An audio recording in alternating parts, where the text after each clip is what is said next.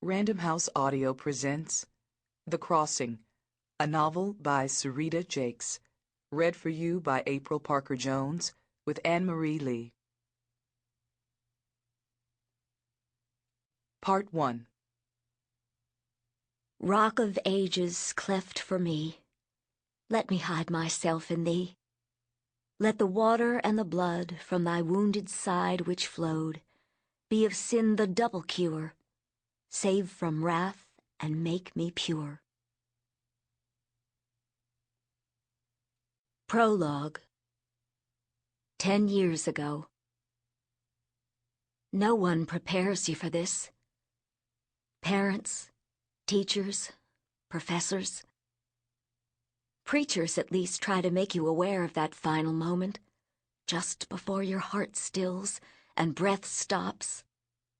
If you die tonight, will you be ready? The $2 question anyone raised in church has heard 100 times. But when the time comes, after the bullets tear into your body, while your blood spreads out across your new white shirt, and your extra-large Diet Pepsi splatters to the floor as the man holding the gun screams at the kids on the bus to shut up or they're next. Will you be ready?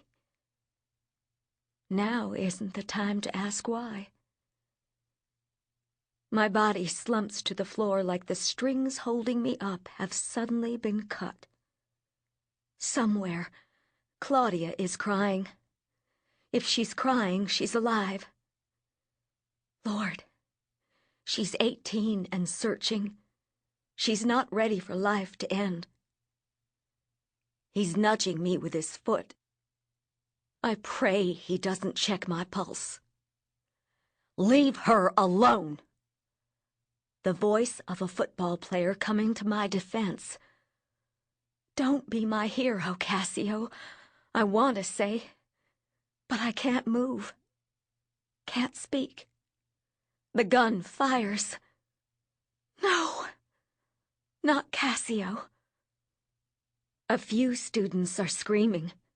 Most are crying, but the noise of the passing train is drowning them out. Everyone except Claudia. Chapter 1. It's strange. Since childhood, I've believed I would die in my sleep. Now I lay me down to sleep. I pray the Lord my soul to keep. In my mind's eye, I picture myself sandwiched between Mama and Daddy as we knelt beside my bed, speaking the prayer together. It always seemed like they were sucking up all the oxygen, leaving me with none. I thought I might suffocate. But I could smell Mama so well. She hadn't had her nightly bath yet, so she still smelled of Southern cooking and a hint of Chanel No. 5. The smallest amount behind her ears and inside the crook of her arm was enough for it to linger wherever she wandered in the house. I loved the smell of Mama. I remember the expression on her face when she opened the box one Christmas morning. By the look of wonder, I knew she loved it. She blushed under Daddy's admiring gaze as she dabbed some on her wrist and lifted her arm to his face. As I watched, a bubble, like the ones I used to blow with those huge pieces of sugar-coated bubble gum, started deep inside me and got bigger and bigger. It was a rare moment of sheer joy in our family. A few years later, a pin of reality burst the facade. But in that moment, joy. I'm glad my mind took me back to that place, if only for a minute. I can remember Daddy as he was, and forgive what he became. And if I die before I wake, I pray the Lord my soul to take. Present day. Claudia. Claudia hated this moment, stopped at the tracks, watching the lights flash and hearing the bell clang. First in line, as the wall forms in front of her, the whistle growing louder as the engine nears. The rhythm of steel against steel, the train racing by, beating in her ears. Other cars had lined up behind her, hedging her in, suffocating, blocking any chance of escape. Could a heart really pound right out of its chest? She felt her breath coming in short bursts. Her phone beeped, but she couldn't bring herself to look for it. Closing her eyes tight, she gripped the steering wheel. Her chest hurt, and she could smell the metallic tang of blood. The rest of her senses picked up the sensation. She could taste the iron, way back in her throat, and her ears pounded with the rhythm of her heartbeat. Then her hands felt a sticky warmth. BJ's blood, soaking her cheerleading skirt. The wetness spread over her legs.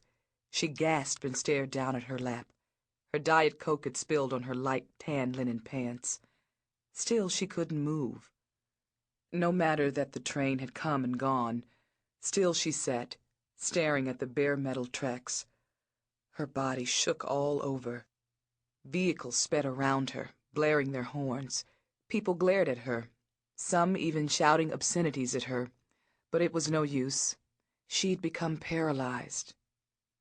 She didn't know how many minutes she sat there while the world swept by her, a still body in a raging storm. A dull tap registered in her brain. She turned toward the sound and tried to focus on the man outside her window. He reached out and made another clipped, 3-rap knock on the glass. Finally, recognition flashed, trying to convince her that everything was okay. She pressed the button and lowered the window for the waiting police officer. Claudia. His voice sent a shiver down her spine. Images sped through her mind, blurring her focus. Is there something wrong with your car? His voice was a little deeper now than it had been 10 years ago, but she could still hear it screaming. Leave her alone. And then the gunshot. She could feel herself fading again. Claude. He reached in through the window and shook her shoulder. Come on, girl. I know what this is. I've been there too. But snap out of it. You're in the middle of the street. She felt herself slowly ascending, as though swimming from the bottom of a deep lake. At the surface, a ragged, cold breath filled her lungs. Cassio. Tears filled her eyes.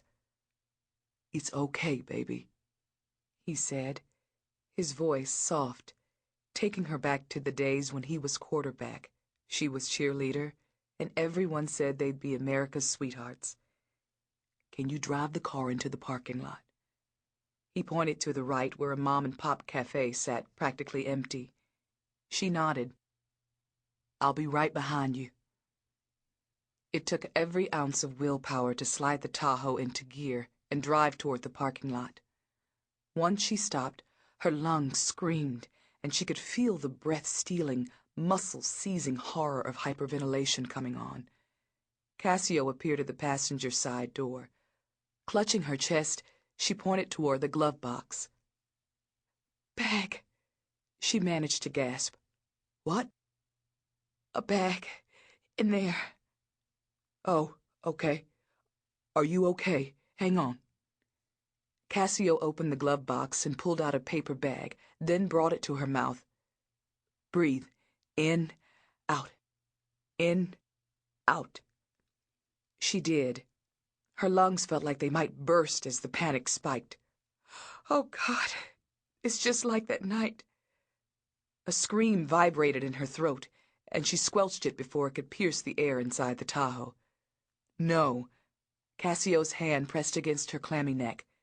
Now listen, Claude. Keep breathing. His smooth as silk tone calmed her and evened out her breath.